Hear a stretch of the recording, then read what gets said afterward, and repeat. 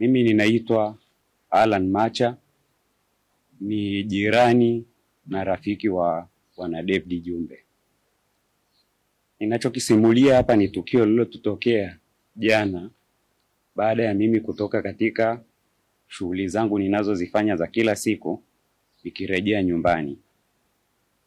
Kwanza, Bwana David Jumbe ambaye ni jirani yangu na rafiki yangu, nilikuwa nina muda mrefu hatujaonana kutokana na hali ya sintofahamu ya usalama wake ndani ya nchi yetu.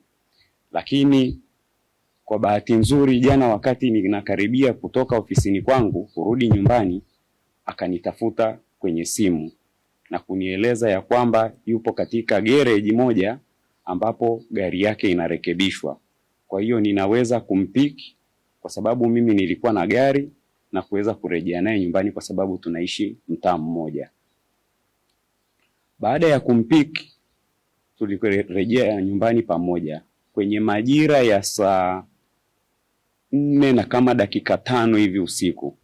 Wakati tumekaribia karibu na nyumbani kwake kwenye umbali wa takribani mita 20 au 25 kutoka kwenye nyumba yake na eneo la tukio lilipotokea, tukaiona gari inatufuata nyuma ikiwa spidi sana na pikipiki mbili zikiwa zinaieskoti. Ile gari ilivyokuwa spidi, nikamuuliza kwa sababu mimi nilimuomba yeye aendeshe gari baada ya kukutana naye garage kwa sababu ninaumwa mgongo, nikamuomba anisaidie kuendesha ili turudi pamoja. Nikamuuliza, unaona hiyo gari inavyokuja kwa spidi hiyo? Akasema na mimi simuelewi, na barabara ilivyo mbovu hivi, mbona hii spidi sio ya kawaida? Nikamwambia basi mpishe apite. Kile kitendo cha yeye kusogea kushoto ili ile gari ipite, ikaja ikablock mara ya kwanza. Akaendelea kusogea mbele na kubana kushoto zaidi, ikablock tena mara ya pili. Ikabidi na yeye atoke resi akimbie mahali ambapo pana uwazi, panafanyika shughuli za ufyatuaji wa matofali na uuzaji wa vifaa vya ujenzi, panaka space. Ile gari ikaja ikablock kabisa, na kwenye ile gari iliyokuwa inatublock ambayo ni Toyota Probox, namba sikuweza kuisoma kwa haraka, lakini inamalizikia na EDE. Wakashuka watu takribani 6 au zaidi. Na kile kitendo cha wao kushuka, kwa sababu sisi kwenye gari tulikuwa tujaweka lock milango, haraka sana tukajikuta tayari wameshafungua milango ya gari letu na kujitambulisha ya kwamba wao ni askari polisi, tuko chini ya ulinzi. Lakini kwa ghafla kile kitendo walivyokuwa wanakifanya kilikuwa yani kama vile ni jambo la kimafia, kama vile mtu anavyoangalia movie za utekaji zilivyo. Sasa wakati ule wanasema mko chini ya ulinzi, Bwana David Jumbe akawahi kuhoji, tuko chini ya ulinzi kwa kosa gani? Na mimi pia nikauliza kosa letu ni nini? Kile kitendo cha kuuliza, yeye wakawa wameshagawanyika watu zaidi ya 4 wanapambana naye ili wamtoe pale kwenye uskani wampakie kwenye Probox.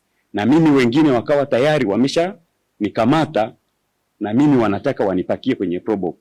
Nikajishika kwa nguvu huku nikipiga mayowe na kelele nyingi kwa sababu pale ni karibu na nyumbani. Nikisema watekaji, wezi, nikijua tutapata msaada. Kwa bahati nzuri wakati napiga zile kelele, wakatokeza bodaboda ambao walikuwa wanarejesha watu nyumbani na wengine wanarudi baada ya kupeleka abiria. Wakawa na wao wameshuhudia lile tukio, na kile kitendo cha wale watekaji au waliojitambulisha kuwa ni askari kuona watu wanakuja, wakaingia naye kwenye ile Probox na wengine wakagawanyika wakaingia kwenye ile gari yangu, na gari yangu ndio ikawa ya kwanza mbele kuongoza msafara wa kukimbia. Kwa vile bodaboda walishafika na sisi tulipiga makelele mengi, ikabidi wazifukuze. Mimi wakati napiga kelele nilibahatika kutoka na simu yangu. Kuna rafiki yangu yuko maeneo ya karibu na Mingoi, ana kapabu ka grocery fulani hivi pale, na huwa kuna mara nyingi mimi huwa nikitoka ofisini naweza nikapita pale spendi muda kidogo pale na kwenda nyumbani.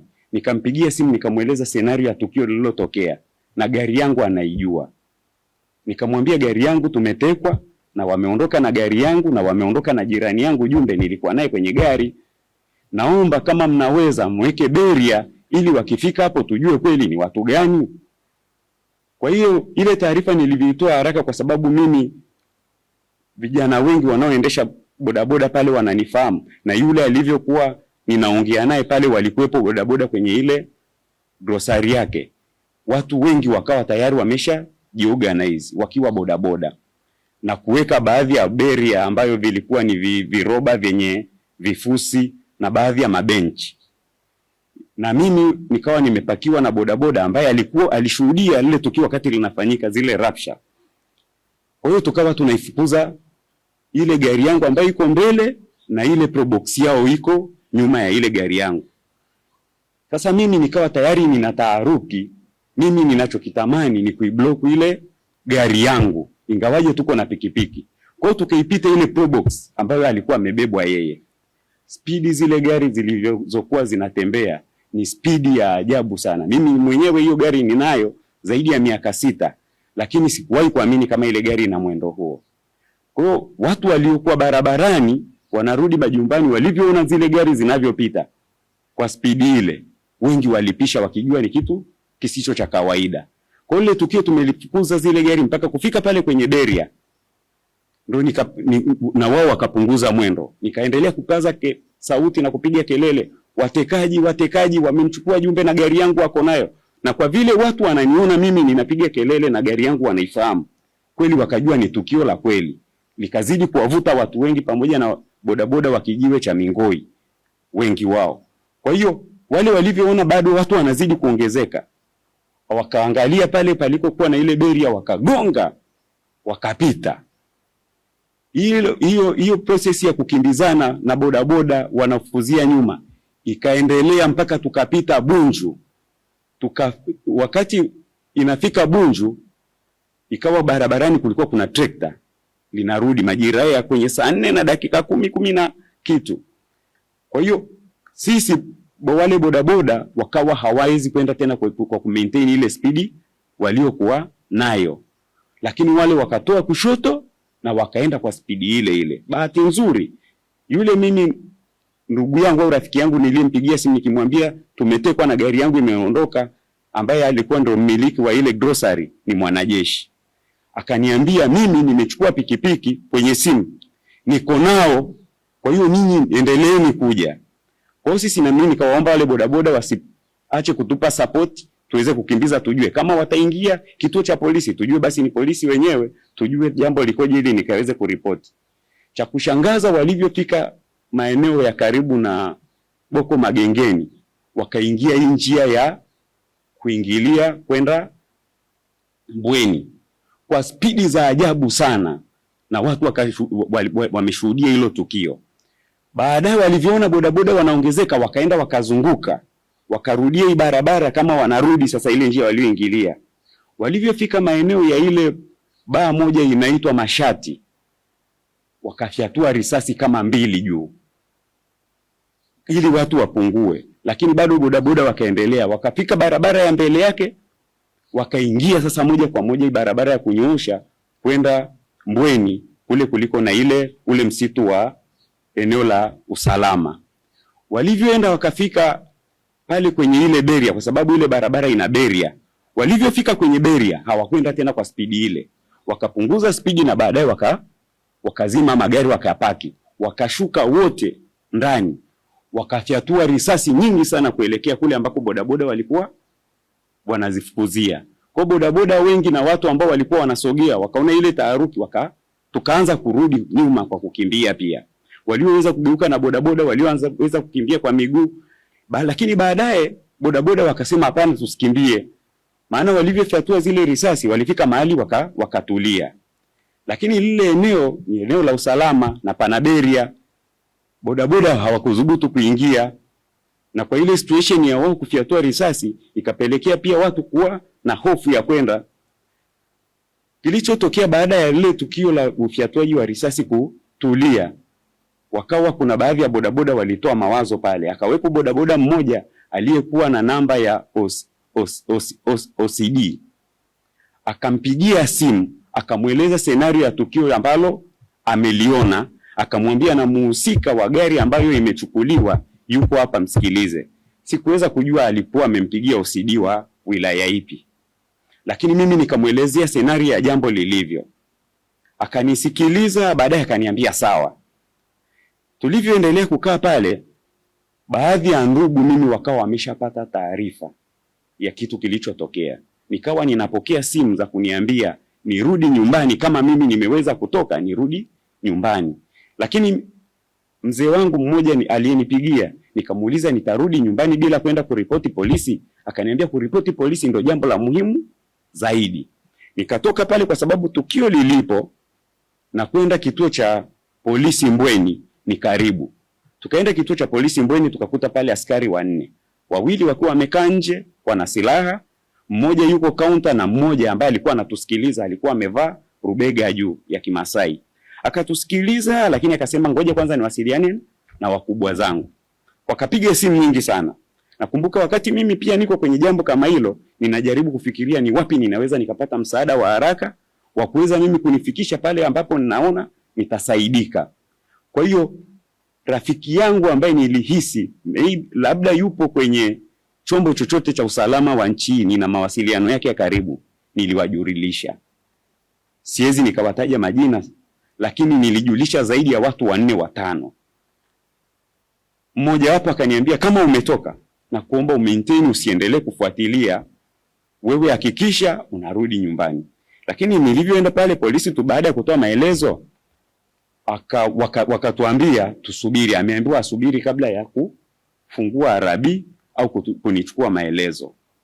Tukakaa pale pamoja na yule mwanajeshi aliyenisaidia kuweka beria na kuifukuza ile gari kwa pikipiki. Baada ya kama dakika 20 hivi tukawa hatuitwi aidha kwenda kutoa maelezo au kuchukuliwa maelezo pale Mbweni polisi. Akaenda akawauliza kama tunashindwa kupata msaada, je, mnaniruhusu mimi niombe msaada pengine ninakotoka mimi, kwa sababu yeye ni mwanajeshi.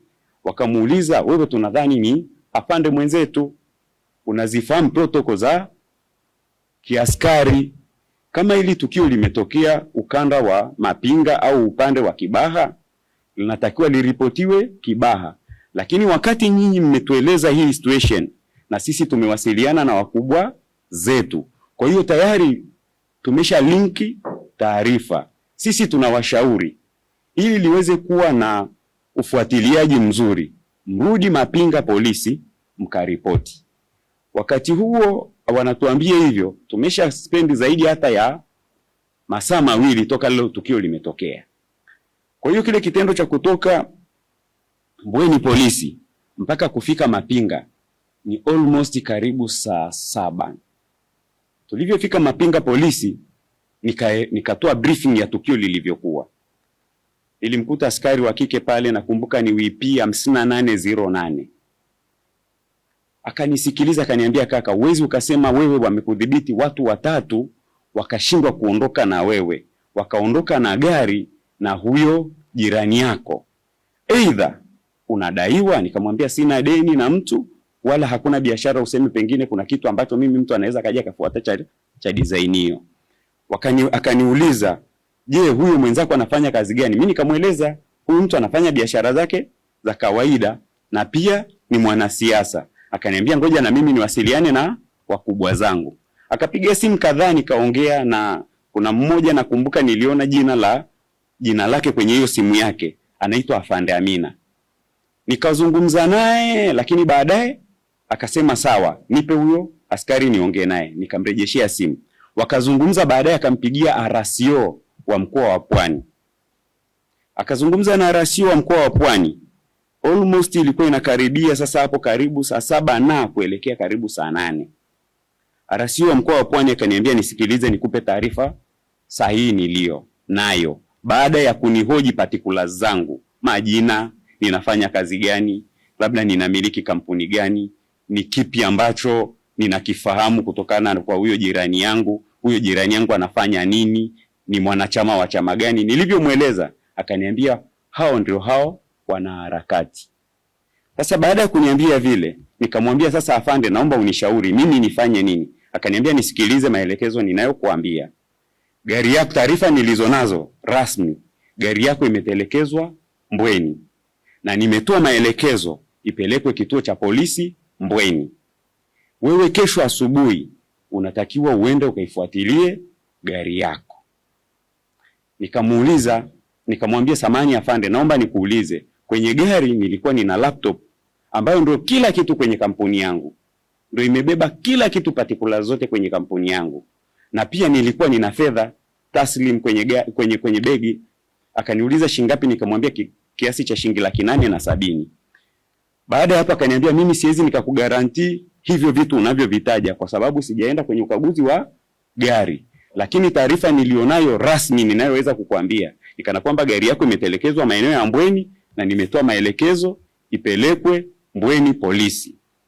Sasa baada ya hapo nikamuomba ya kwamba je, Mbweni polisi nitakwenda kwa maelezo kama haya nitakayoeleza kwa mdomo au kuna kitu ninachoandikiwa, aidha kama kuna arabi au kuna maelezo au pengine ninakwenda kumuona nani. Akaniambia wakati unakwenda utanijulisha, utanipigia simu, nachukua namba yangu ya simu kwa huyo askari, then wakati unakwenda hiyo asubuhi unipigie simu. Kwa hiyo wakati sasa baada ya kupata taarifa hizo ikanilazimu sasa mimi niombe wale waliokuwa wamenipa support ya kwenda pale wanipeleke nyumbani. Nilivyofika nyumbani ndo nikakuta taharuki tayari, familia ya Jumbe wako kwenye sintofahamu, familia yangu iko kwenye sintofahamu, lakini tukakubaliana kwa vile Jumbe ni mwanachama wa Chadema, lazima pia hizi taarifa tuzipeleke kwenye ofisi ya makao makuu ya chama ili waweze kufanya ufuatiliaji zaidi na mimi niweze kujua baada ya hapa mimi ni kipi ninachokifanya. Ndipo asubuhi nilivyokuja ikabidi tuje kwanza ofisi za chama. Tukiwa hapa ndipo katibu mkuu ananiambia amepata taarifa, naibu katibu mkuu amepata taarifa kutoka kwenye familia niliyoacha nyumbani ya kwamba bwana Jumbe amepatikana, lakini hali yake ni mbaya na yuko na pingu. Wakati niko kwenye maelezo ananieleza, ndio tukauona ugeni wa maafisa wa polisi wamekuja kwa ajili ya mazungumzo na naibu katibu mkuu, na mazungumzo yao waliyofanya ni kama vile alivyoeleza naibu katibu mkuu. Kwa hiyo ndio picha halisi ya kile ambacho kilitokea mpaka sasa hivi. Nashukuru sana. Sasa